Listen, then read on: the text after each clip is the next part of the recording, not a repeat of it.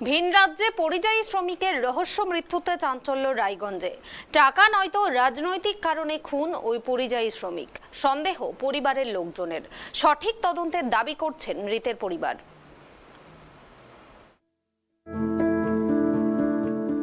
ভিন রাজ্যে কাজ করতে গিয়ে এক পরিযায়ী শ্রমিকের রহস্যজনক মৃত্যুর ঘটনায় রীতিমতো চাঞ্চল্য ছড়ালো রায়গঞ্জের রায়পুর এলাকায়।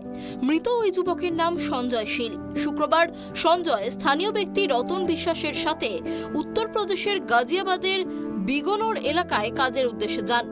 সেখান থেকেই সঞ্জয়ের ফাঁস লাগিয়ে মৃত্যুর খবর আসে সোমবার সকালে। উত্তরপ্রদেশ থেকে বাড়ির লোককে একটি ছবি পাঠানো হয়, যেখানে একটি জলের ট্যাঙ্কের সিঁড়িতে ফাঁস লাগানো অবস্থায় ঝুলতে দেখা যাচ্ছে ওই যুবককে। উত্তরপ্রদেশে খুন করা হয়েছে বলে অভিযোগ।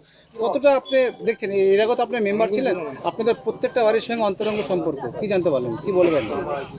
পরিস্থিতি যা দেখলাম, আর ছবি টবি ওখান থেকে পাঠিয়েছে, ছবি টবি দেখে যে মনে হচ্ছে যে ফাঁসি, এরকম ফাঁসি আমি এর আগে দেখিনি।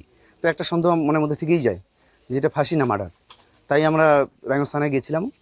আমরা থানা থেকে আমাদের লোক আসছে, থানার লোক আসছে, ওনারা তদন্ত করছে। দেখা যাক পিএম রিপোর্টে বেরোবে আসল তথ্যটা, আশা করছি। মানে একটা অভিযোগ করছে জামাই একটা আওয়াজ চলছে, মানে জামাইটা কে?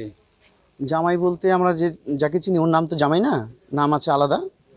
এখানে আমাদের গধার আছে উকিল পুজোর, ওনার মেয়ের জামাই হয়, উনিও ওইখানেই কাজ করে। প্রায় আমার রায়পুর থেকে প্রায় 20 থেকে 25 জন একসাথে ওরা কাজ করে। তো সঞ্জয় যে ছিল, এই প্রথমে গিয়েছিল, কালকে বিকেলবেলা পৌঁছেছিল, আজকে সকালবেলা 7টার সময় শুনি উনি যাই হোক এরকম মারা গেছে। আপনার কি ধারণা, কি খুন করা হয়েছে তাকে? সন্দেহ তো একটা থেকেই যায়। মানে আপনি কি দেখেছেন আপনার জীবনে যে ফাঁসি দিলে এদিক থেকে ফাঁসি দেওয়া হয়? একদম একদম, আমি সেটাই বললাম যে ফাঁসি, এরকম ফাঁসি আমরা দেখিনি এর আগে। একটা সন্দেহ থেকে যাচ্ছে। আর বলছি যে রায়গঞ্জ থানার পক্ষ থেকে কি স্টেপ নেওয়া হচ্ছে? পুলিশ আসছে, পুলিশ এই তো দেখছেন যে গাড়ি দাঁড়িয়ে আছে, ওনারা কি স্টেপ নিচ্ছে আমরা আগামীতেই বুঝতে পারবো। এই খবর বাড়িতে আসতেই কান্নায় ভেঙে পড়েন বাড়ির লোকজন। সঞ্জয়ের মা বেবি রানী শীলের অভিযোগ, তার ছেলেকে হত্যা করা হয়েছে। বেবি রানীর অভিযোগ, সোমবার সকাল 5টা নাগাদ ছেলের ফোন আসে। সেখানে বলা হয় 26,000 টাকা পাঠানোর জন্য। 7টা নাগাদ ফোন আসে, সেখানে বলা হয় সঞ্জয় ফাঁস লাগিয়ে আত্মহত্যা করেছে। আর এই খবর আসতেই বাড়ির লোকের সন্দেহ দানা বাঁধতে শুরু করে। শুক্রবার কাজের জন্য বেরিয়ে সোমবার কিভাবে ওই যুবক আত্মহত্যা করলেন, এই বিষয়ে প্রশ্ন তোলেন সঞ্জয়ের বাড়ির লোক। সঞ্জয়ের মা আরও জানান, তিনি বিজেপি দল করলেও তার ছেলে এবার পঞ্চায়েত নির্বাচনে তৃণমূলকে ভোট দিতে বলেন, এবং যার সাথে সঞ্জয় উত্তরপ্রদেশে কাজ করতে যান তিনিও তৃণমূল করেন। এই থেকে সন্দেহ করা হচ্ছে যে পঞ্চায়েত নির্বাচনে কোনো ঝামেলার সূত্রপাতের জেরে সঞ্জয়কে উত্তরপ্রদেশে নিয়ে গিয়ে খুন করা হয়ে থাকতে পারে। এটা আমার বাবার বাড়ি। আচ্ছা, আপনাকে ভোট দেওয়ার জন্য কি বলেছিল? ভোট দেওয়ার জন্য আমার দাদা ফোন করেছিল যে বুনু তুই আমার ভোট এখানে, তুই এখানে আয়। তো আসার পরে আমি বললাম যে দাদা ভোট কাকে দিব। আমার বাবা যেহেতু বিজেপি করে, আমার বাবা বলছে যে বিজেপিকে দিতে। আমি বললাম বাবা, দাদা তুই তো বলছিস টিএমসিকে দিতে, বাবা কিন্তু বলছে বিজেপিকে দিতে।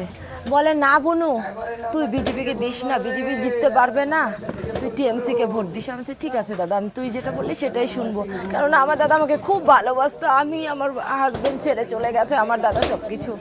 আমার দাদা সবসময় আমি একটা আপদে বিপদে বললে আমার দাদাকে ফোন করে পেতাম। আপনার দাদা তৃণমূল হয়ে খেটেছে? আমার দাদা তৃণমূল হয়ে খেটেছে। এই যে খুনটা ভিন রাজ্যে গিয়ে খুন হলো, কে করেছে? এটা ষড়যন্ত্র করে ওরা এখান থেকে কাজের প্রলোভন দিয়ে ওখানে নিয়ে গেছে। কে নিয়ে গেছিল? এখান থেকে নিয়ে গেছে রতন বিশ্বাস, ও কোন দল কিন্তু করে? ও টিএমসি। মানে টাকা পয়সা চেয়েছিল আপনার কাছ থেকে? এখন সেটা বলতে পারছি না, কিন্তু দাদা ফোন করে বলেছিল যে 26,000 টাকা পাঠাতে। আচ্ছা, কিন্তু আপনাকে আমরা চাপ দিয়েছিল? চাপ তো দিয়েছিল। আমার দাদা মার সঙ্গে যখন কথা বলছে তখন বলছে আমাকে টর্চারিং হচ্ছে।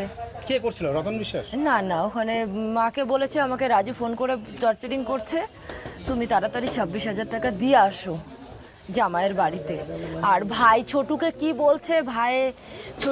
বলছে, সেটা আমি বাড়ি যাই, ভাইয়ের সঙ্গে বোঝাপড়া আছে। বিশ্বাস নিয়ে গেছে দিল্লি কাজের কথা কয়ে নিয়ে গেছে, নিয়ে যায়। এই কয়েকদিনের মধ্যে আমার ছেলের ফোনে আমি যোগাযোগ করতে পারি নাই, ফোন তোলে না।